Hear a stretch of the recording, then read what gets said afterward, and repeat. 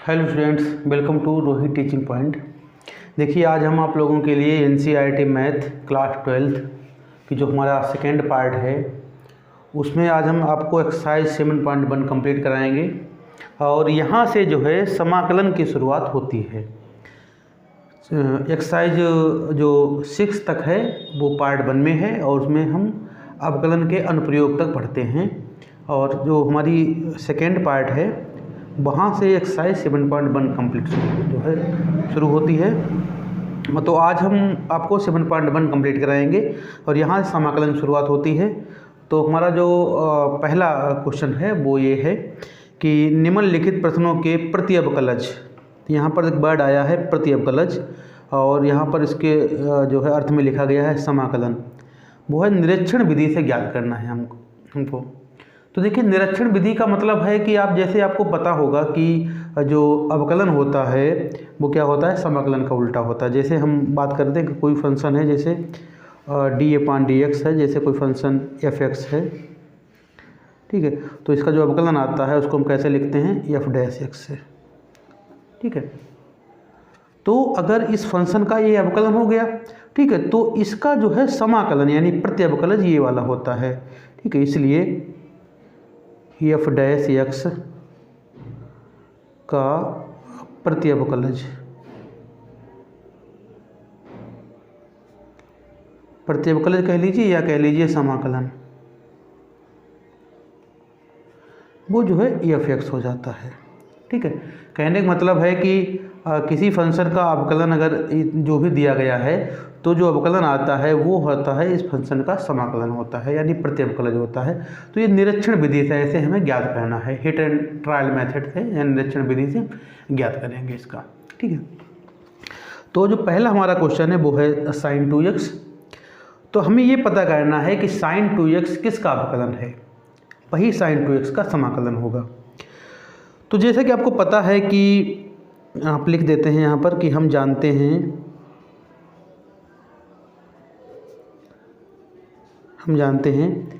कि आपको पता है, देखो साइन जो अवकलन होता है वो कास में होता है ना। तो आपको ये पता है कि d/dx यानी हम कास का अवकलन करेंगे। यहाँ पर 2x है तो हमें कास 2x लेने पड़ेंगे, ठीक है, कास 2x, ठीक है। तो कास 2x का अवकलन जो होता है वो होता है कास का हो जाएगा माइनस sin 2x इंटू 2, ठीक है, ये हो जाएगा कास 2x का, ठीक है। तो माइनस का हो जाएगा लेकिन हमें चाहिए प्लस का, तो प्लस का चाहिए तो यहाँ पर आपको यहाँ माइनस लेना पड़ेगा, ठीक है। तो इसका मतलब ये है कि d/dx अगर ये माइनस यहाँ ले आएँ तो माइनस कास 2x का जो अवकलन है वो हो जाएगा 2 sin 2x, ठीक है। तो भाई माइनस कास 2x का अवकलन क्या होगा, 2 sin 2x। अब हमें 2 sin 2x नहीं चाहिए थे, हमें केवल क्या चाहिए था, हमें चाहिए था केवल sin 2x। तो sin 2x चाहिए तो इसका मतलब है कि अगर यहाँ पर /2 होते, ठीक है, तो यहाँ पर ये 2 नहीं आते, ठीक है। तो हम इसे 2 से डिवाइड कर देंगे, तो 2 से डिवाइड कर लेंगे तो ये 2 आप यहाँ लाए तो ये अपान हो जाएंगे, तो 1/2 d/dx और माइनस कास 2x बराबर हो जाएगा यहाँ sin 2x, ठीक है। अब आप जानते हैं कि 1/2 कांस्टेंट नंबर है तो इसको चाहे इसके अंदर भी लिख दें तब भी कोई दिक्कत नहीं है। तो इसका मतलब है इसे हम ऐसे लिख सकते हैं 1/2 minus cos 2x/2 is equal to हो जाएगा sin 2x। तो यानी फाइनली हमें पता लग गया कि जो sin 2x है वो माइनस कास 2x/2 का अवकलन है, ठीक है। तो इसका मतलब है कि इसका समाकलन ये है, ठीक है। तो जहाँ आपको पता चल जाए कि जो आपको चाहिए होता है ना वो आपको अगर यहाँ मिल जाता है, हमें पता लग गया कि इसका अवकलन ये है और यही हमें प्रूव करना था, ठीक है। और यही हमें यहीं तक पहुँचना था, हमें ये पता करना था कि ये जो है ये किसका अवकलन है और जिसका अवकलन है वही इसका प्रति अवकलज होगा यानी समाकलन होगा। तो इसका मतलब है कि इसका प्रति अवकलज क्या है, ये है, ठीक है। तो लिख देंगे यहाँ पर हम, अतः sin 2x का प्रति अवकलज कितना है, माइनस कास 2x/2 है, ठीक है। तो इसी तरीके से हम बाकी के क्वेश्चन याद करेंगे, ठीक है।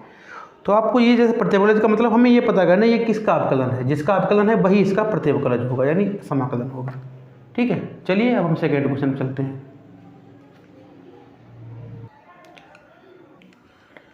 तो देखिए जो काश अवकलन होता है वो साइन में होता है। आपको पता है कि काश 3x जो अवकलन होगा वो साइन 3x में होगा।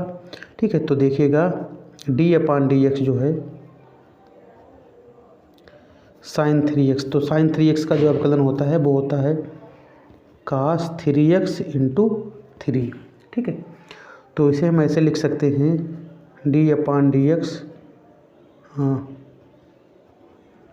साइन 3x का जो अवकलन हो जाएगा वो हो जाएगा 3 काश 3x।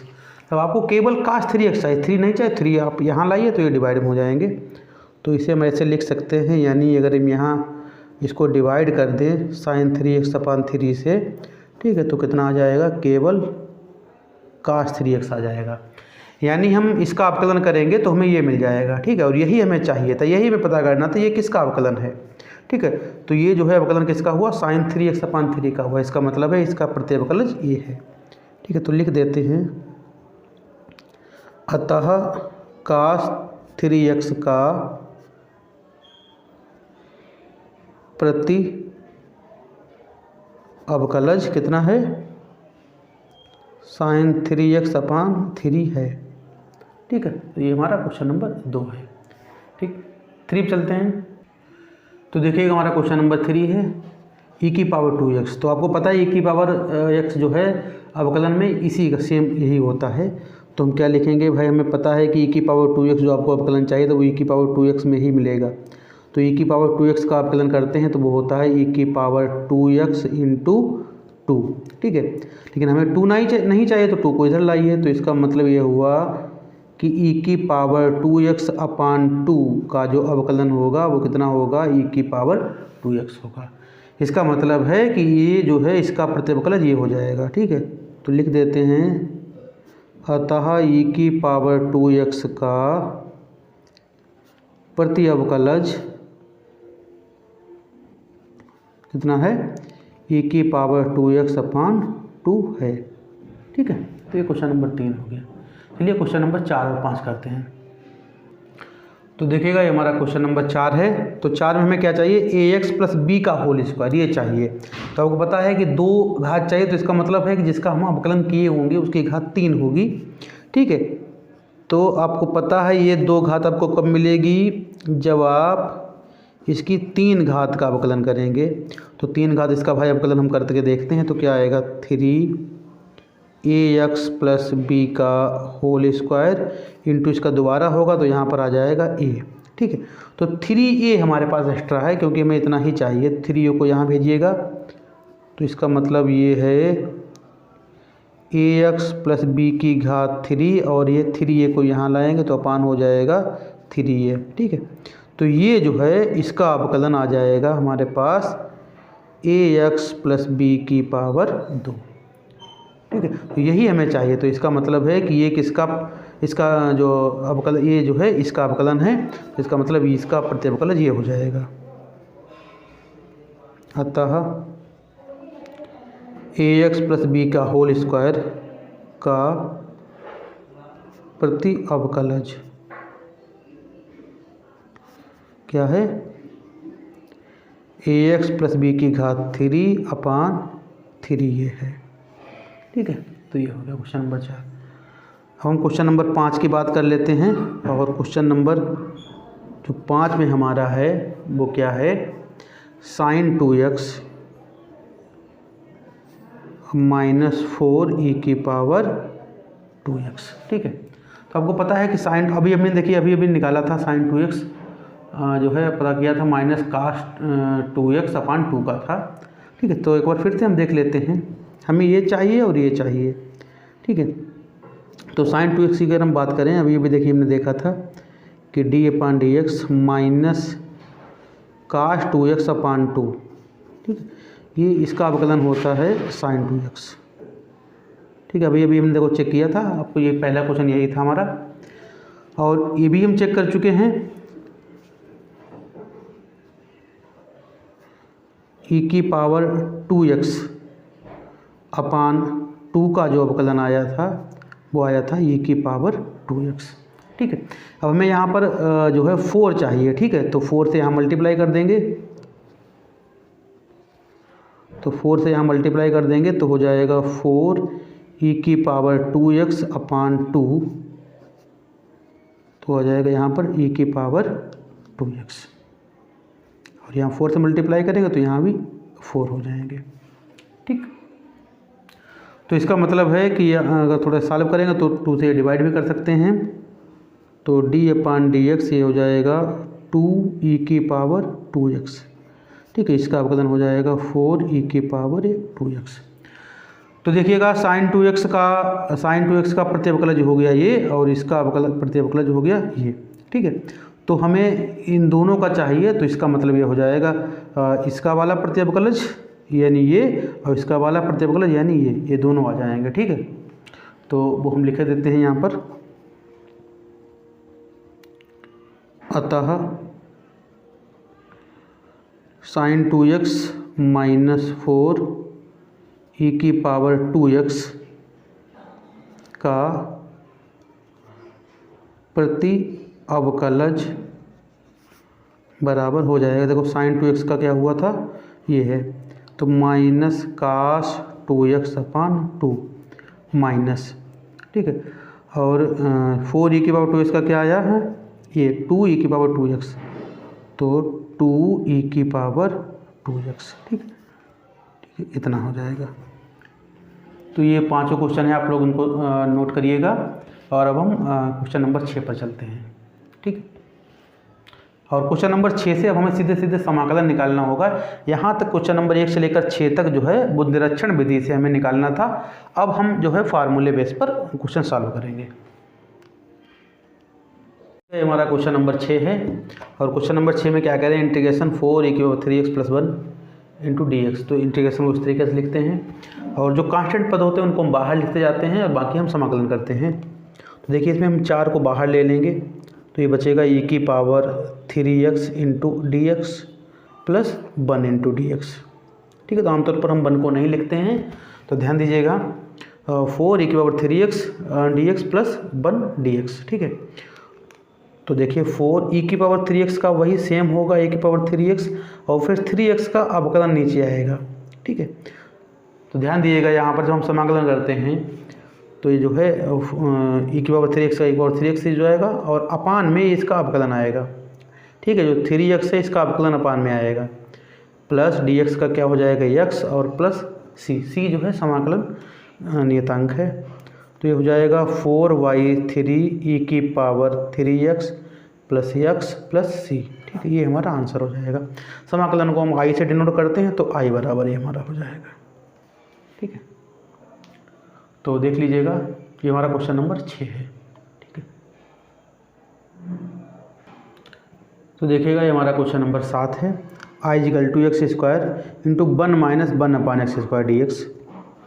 तो हम क्या करेंगे, एक्स स्क्वायर से अंदर मल्टीप्लाई कर देंगे, तो ये हो जाएगा एक्स स्क्वायर माइनस यहाँ एक्स स्क्वायर करेंगे तो ये हो जाएगा एक्स स्क्वायर अपान एक्स स्क्वायर।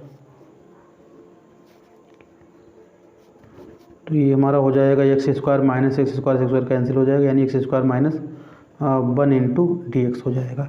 तो फिर इसको हम अलग अलग लिख लेंगे, तो ये हो जाएगा एक्स स्क्वायर डी एक्स अब माइनस 1 डी एक्स। ठीक है, तो आप जानते हैं समाकलन में क्या होता है, एक पावर बढ़ती है और अपान में पावर आती है, तो ये हो जाएगा एक्स क्यू अपान 3 और माइनस डी एक्स का क्या हो जाएगा एक्स और प्लस सी। ठीक है, तो ये फार्मूले आप जरूर ध्यान रखिएगा। ठीक है, और क्योंकि इसमें फार्मूले बहुत सारे होते हैं, तो ये फार्मूले जरूर नोट करिएगा। बाकी समाकलन बहुत सरल होता है, जितना आपने अवकलन पर ध्यान दिया है उतना ही आपको समाकलन ईजी लगेगा। ठीक है, तो अवकलन में क्या होता है, घात आगे आती है, एक घात कम होती है। इसमें समाकलन में एक जो घात है वो बढ़ जाती है और वही घात नीचे आती है। ठीक है, चलिए अगले क्वेश्चन करते हैं। तो देखिएगा ये हमारा क्वेश्चन नंबर 8 है और ये क्वेश्चन नंबर 9 है।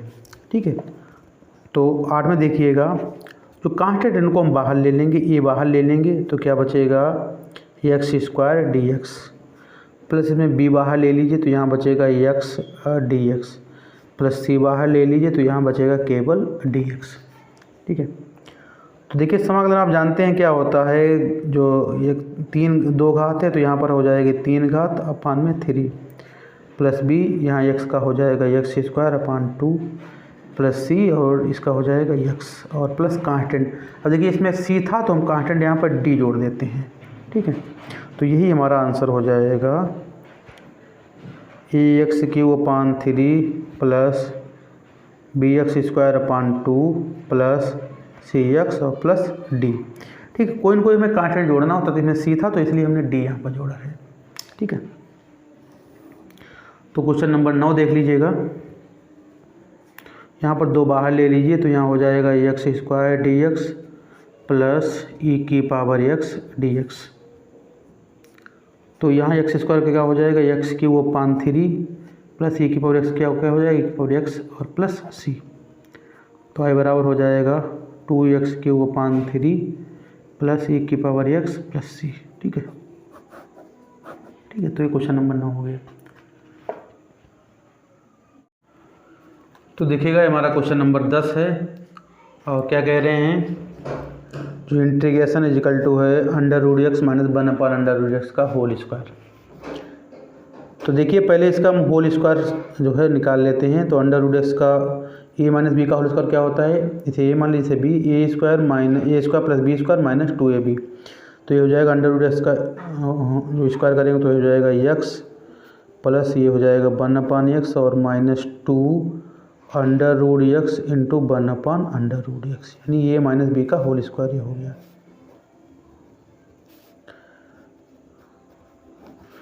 तो ये x प्लस 1 अपान एक्स और माइनस ये कैंसिल हो जाए तो यहाँ बचेंगे 2, ठीक है। अब हम इसका समाकलन कर लेते हैं। तो ये हो जाएगा x d x plus 1 upon x d x minus 2 और ये डी एक्स। तो आई इक्वल टू हो जाएगा एक्स का क्या हो जाएगा x square upon 2 plus 1 upon x का आपने याद किया होगा 1 अपान एक्स का क्या होता है लाग एक्स और माइनस 2x और प्लस सी, ठीक है। तो ये अच्छा क्वेश्चन कह सकते हैं, ठीक है, और नोट कर लीजिएगा इसे। तो देखिए हमारा क्वेश्चन नंबर 11 है। तो यहाँ पर क्या है, देखिए एक्स स्क्वायर से हमें पहले डिवाइड करना है। तो एक्स स्क्वायर से हम डिवाइड कर देते हैं। तो यहाँ 3 घात है, एक घात डिवाइड कर दो से डिवाइड करेंगे तो यहाँ पर बचेगा केवल एक्स प्लस 5 एक्स स्क्वायर से स्क्वायर कैंसिल हो जाएगा, ठीक है, और माइनस यहाँ हो जाएगा 4 अपान एक्स स्क्वायर, ठीक है। तो इसको हम समाकलन के अंदर लिख लेते हैं।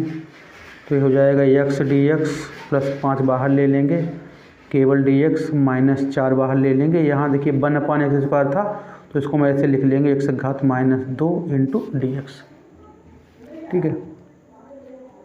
तो देखिए एक्स का हो जाएगा x square upon 2 plus 5 D x का क्या हो जाएगा एक्स और माइनस 4। यहाँ देखिएगा समाकलन में एक घात बढ़ती है ना, तो यहाँ एक्स घात हो जाएगी माइनस 2 है, एक बढ़ेगी तो हो जाएगी माइनस की 1 अपान माइनस 1 और प्लस सी।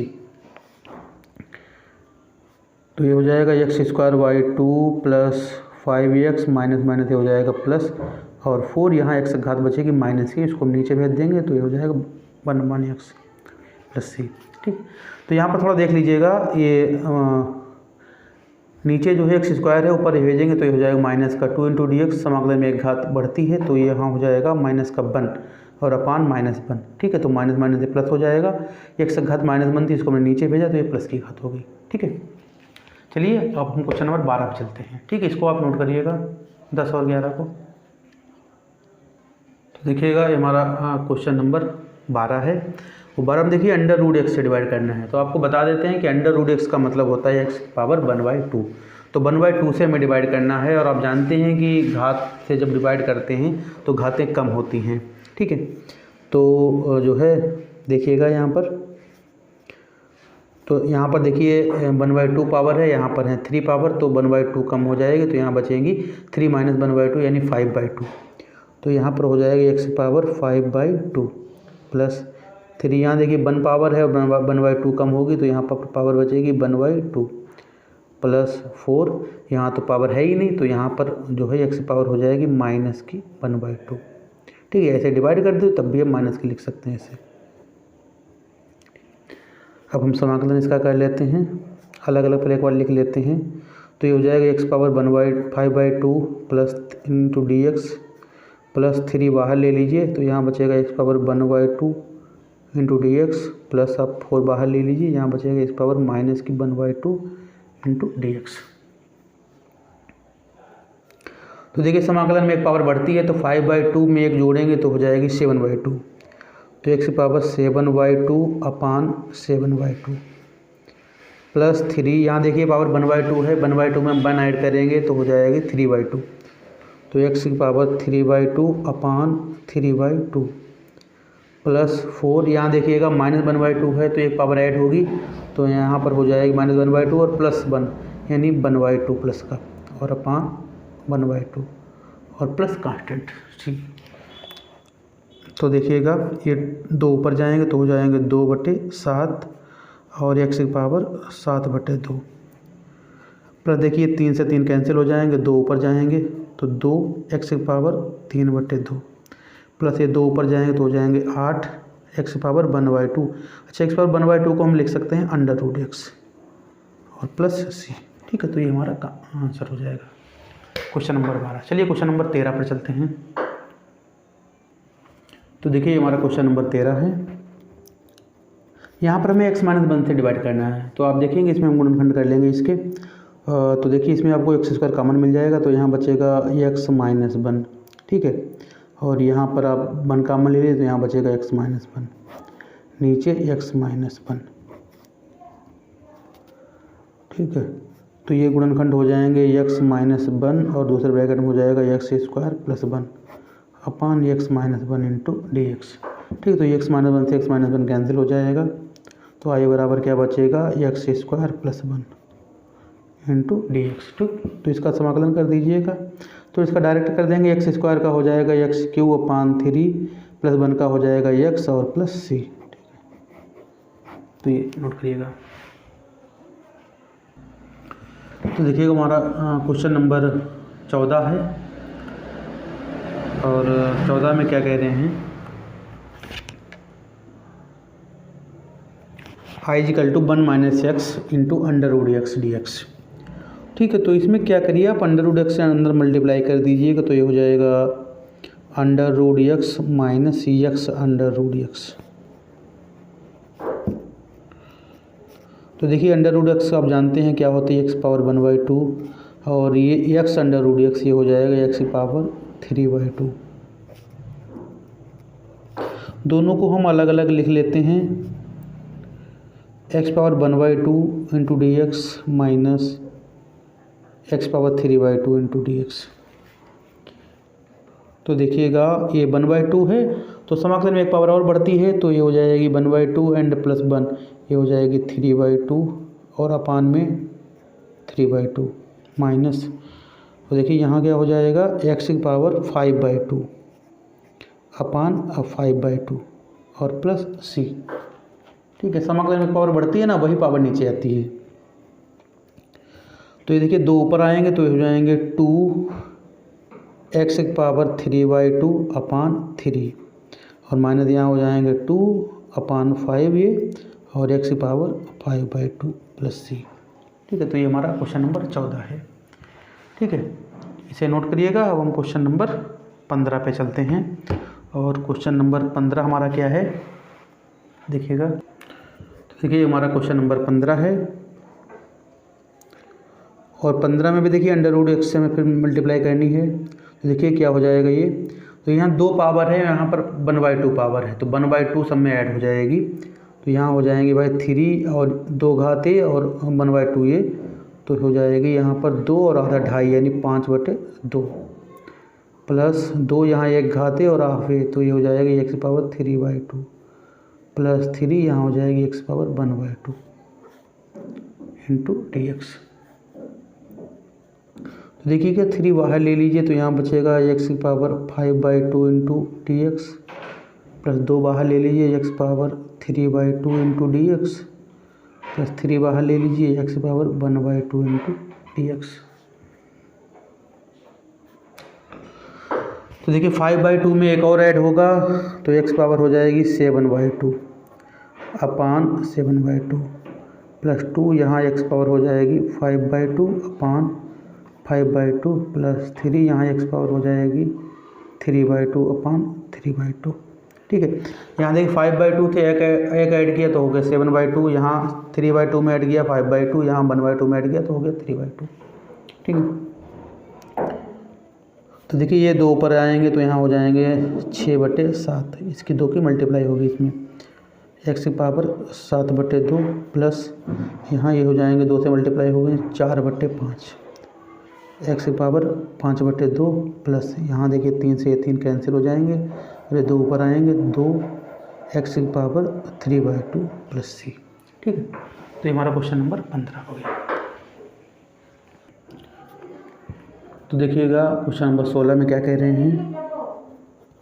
ठीक है, तो 2x - 3 cos x plus e की पावर x। ठीक है, इसमें 2 बाहर ले लीजिएगा, ये हो जाएगा x dx, और -3 बाहर ले लीजिए तो ये हो जाएगा cos x dx plus e की पावर x dx। x का हो जाएगा x² अपान 2 -3 cos का है minus sin x, sorry cos का होता है जो है sin x प्लस का, प्लस यहाँ e की पावर x का क्या होगा e की पावर x प्लस c। ठीक है,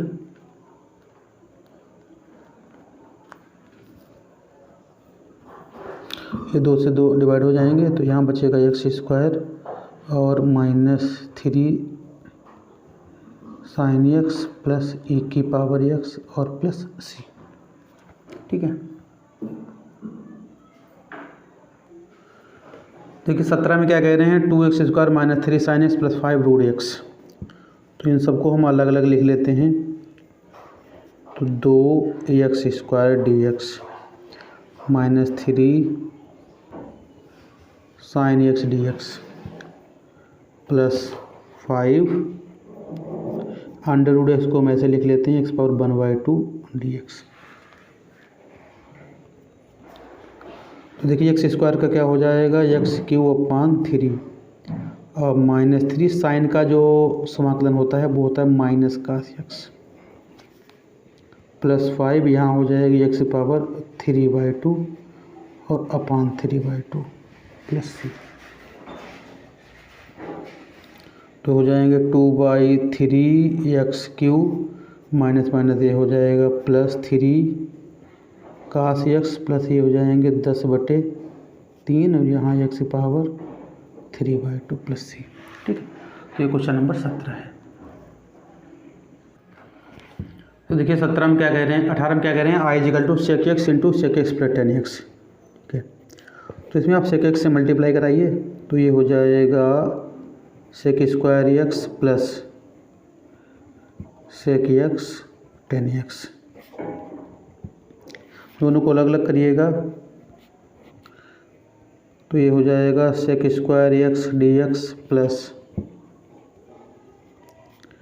sec x × tan x dx। तो देखिए sec² का समाकलन होता है tan x, जैसे tan का अवकलन होता था sec², और sec x × tan x का समाकलन हो जाएगा sec x प्लस c। ठीक है, देखिए sec² x का हो गया tan x और sec x × tan x क्या हो गया sec x और प्लस c। तो देखिएगा क्वेश्चन नंबर 19 में क्या कह रहे हैं i = sec² x dx upon cos² x। ठीक है, तो इसको भाई हम पहले सेट कर लेते हैं। आप जानते हैं कि sec² जो होता है वो cos का अपोजिट होता है, तो sec² को हम लिख लेंगे 1 अपान cos² x। ठीक है, अपान cos² x को हम लिख लेंगे 1 अपान sin² x। ठीक है, तो देखिएगा यहाँ पर क्या हो जाएगा, ये sin² ऊपर आएंगे और cos नीचे होगा तो हो जाएगा यहाँ पर sin² x अपान cos² x। ठीक है, और आप जानते हैं कि sin² अपान cos² क्या होता है tan² x। ठीक है, तो फाइनली हमारा क्या बन जाएगा tan² x। अब देखिए tan² x का हमें समाकलन नहीं पता होता है, हमें पता होता है समाकलन sec² x का, तो tan² को हम sec² में बदल लेंगे। तो देखिए उसके लिए आपने फार्मूला एक पढ़ा होगा कि sec² x minus tan² x बराबर 1, ठीक है। तो 10 को हम उधर भेजेंगे तो प्लस का हो जाएगा। तो एक फार्मूला हमारा ये आ जाता है सेक स्क्वायर एक्स बराबर 1 प्लस 10 स्क्वायर एक्स। तो 10 स्क्वायर एक्स मान लीजिए तो 1 को इधर लाइए, तो sec square x minus 1 is equal to क्या हो जाता है 10 स्क्वायर एक्स। तो फाइनली ध्यान रखिएगा 10 स्क्वायर एक्स बराबर क्या होता है सेक स्क्वायर एक्स माइनस 1, ठीक है। तो हम ये वैल्यू यहाँ पर यूज कर देंगे। 10 स्क्वायर एक्स बराबर क्या होता है सेक स्क्वायर एक्स माइनस 1। तो ये हो जाएगा sec square x minus 1 into d x. दोनों को अलग अलग कर लेते हैं तो आई इजिकल टू हो जाएगा sec square x d x minus 1 d x. तो देखिए सेक स्क्वायर एक्स का समाकलन होता है 10x और माइनस डी एक्स का हो जाएगा x और प्लस सी, ठीक है। तो ये अच्छा क्वेश्चन था, देख लीजिएगा इसे, ये था।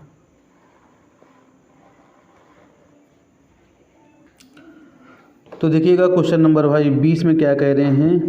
20 में है 2 माइनस 3 साइन एक्स अपन कास स्क्वायर एक्स। तो पहले इसे कास स्क्वायर एक्स से डिवाइड कर देते हैं, ठीक है। तो चलो यहीं लिख लेते हैं। तो ये हो जाएगा भाई 2 अपान कास स्क्वायर एक्स और माइनस 3 साइन एक्स अपान कास स्क्वायर एक्स।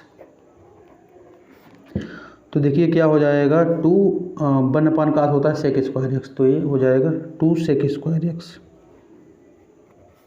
माइनस ये देखिए 3, यहाँ पर ऊपर एक साइन है 2 कास हैं, ठीक है। तो एक साइन बटे कास 10 हो जाएगा, एक कास बचेगा उसको ऊपर भेजेंगे वो हो जाएगा सेक। तो ये हो जाएगा 3 सेक एक्स इंटू 10x, ठीक है। दोनों को अलग अलग कर लीजिएगा, 2 बाहर ले लीजिए तो यहाँ हो जाएगा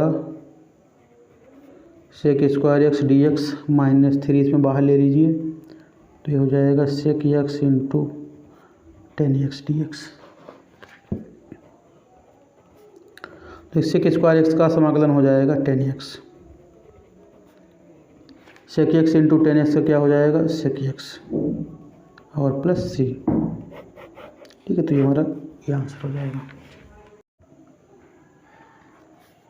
तो देखिएगा क्वेश्चन नंबर 21 में कह रहे हैं कि under root x plus 1 upon under root का प्रतिअवकलज क्या है। तो हमने यहाँ पर लिख दिया प्रतिअवकलज ज्ञात कीजिए। तो हमने क्वेश्चन इसे बना दिया, ये ऑप्शन में पूछा गया था। तो इसका मतलब प्रतिअवकलज का मतलब है हमें इसका समाकलन ज्ञात करना है, ठीक है। तो इसका हम समाकलन निकाले देते हैं under root x plus 1 upon under root x. Under root आप जानते हैं क्या होता है एक्स की पावर 1/2 प्लस 1 अपान रूट 2, तो ऊपर जाएगी पावर तो हो जाएगी माइनस की।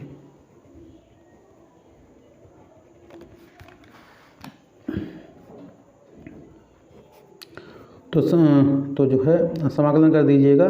तो 1/2 है तो समाकलन करने के बाद एक पावर बढ़ जाएगी तो हो जाएगी 3/2 अपान में 3/2 प्लस माइनस की 1/2 है तो यहाँ एक पावर बढ़ेगी तो हो जाएगी प्लस की 1/2 अपान 1/2 प्लस सी, ठीक है। तो यहाँ 2/3 हो जाएगा और एक्स की पावर 3/2 प्लस ये हो जाएंगे 2 और एक्स पावर 1/2 बचेगी तो उसको हम अंडर रूट एक्स लिखे ले रहे प्लस सी, ठीक है। तो ये हमारा क्वेश्चन आंसर हो जाएगा, या चाहे आप पावर 1/2 ही रहने दीजिए। अभी एक और क्वेश्चन बचा है वो देख लेते हैं। तो देखिएगा क्वेश्चन नंबर 22 में क्या कह रहे हैं कि यदि d upon d x f x equal to 4x³ minus 3x power 4 3 upon x power 4 जिसमें f2 बराबर 0, तो fx का मान क्या है। तो देखिएगा इसका अवकलन ये दिया गया है, इसका मतलब है कि इसका समाकलन करेंगे तो ये आ जाएगा, ठीक है। तो सिंपली जो fx आएगा वो क्या होगा इसके समाकलन के बराबर होगा। तो मैं लिख लेते हैं fx बराबर integration of 4x³ minus 3/x की पावर 4, ठीक है भाई। ये जो है इसका अवकलन ये है तो इसका मतलब है इसका समाकलन ये हो जाएगा और एक कंडीशन दी गई, उस कंडीशन से हमें सी का मान निकलेगा, ठीक है। तो इसको हम जो है सॉल्व कर लेते हैं। तो इसे हम 4 बाहर निकालेंगे तो ये हो जाएगा x³ इंटू डी एक्स और माइनस 3 इसमें बाहर ले लीजिए। और यहाँ देखिए अपान में x पावर 4 है तो ऊपर जाएंगे तो x की पावर हो जाएंगी माइनस की 4 इंटू डी एक्स, ठीक।